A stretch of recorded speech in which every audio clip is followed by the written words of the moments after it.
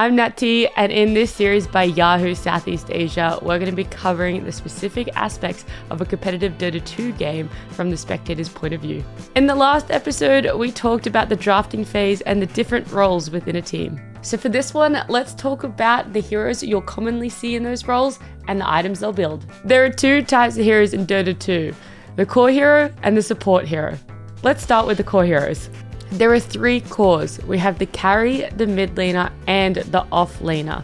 Almost always, these guys will be the damage dealers, which means they're going to have to build some damage items to help them deal it. While it's easy to say just build damage items, it's kind of hard to dish out that damage when you're constantly being disabled in fights. That's why arguably one of the most important items for a core hero is a Black King bar, often known as a BKB for short. This item makes its wielder immune to magic for a short period. Since they can't be stunned or slowed down by spells, they're free to dish out that damage. While there are some spells that still work through BKB, it's always a good idea to have one. So the next time you play pubs and your carry doesn't have a BKB, feel free to give them a friendly reminder.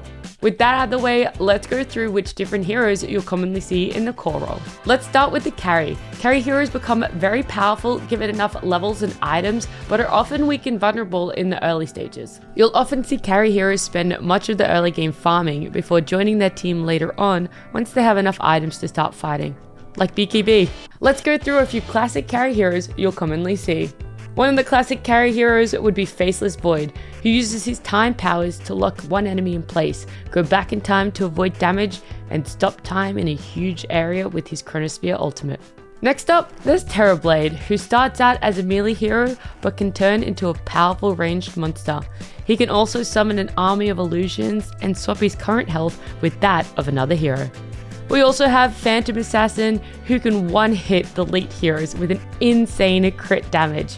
Aside from BKB, here are some other common carry items. First up, Maelstrom allows the carry hero a 30% chance on attack to release a bolt of electricity to deal magic damage to units near its targets. This item can also build into stronger items, like Mjolnir, which gives additional attack speed and damage. Very useful against illusion heroes, or if you would like to clear big creep waves fast. And also Glypnir. Glypnir?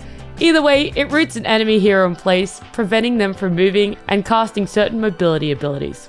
Next, we have Manta Style, where you'll be able to summon 2 illusions, which can be used to farm, push, or outplay enemies. This item also gives the hero a basic dispel when casted against debuffs like movement or attack speed slows and silences. Then there's Satanic, which gives a ton of lifesteal to keep carries alive in fights, or even during situations where they're able to man-fight their opponents. The ultimate damage item, Divine Rapier, which gives an insane amount of damage but gets dropped when its owner is killed and can be picked up and used by an opponent.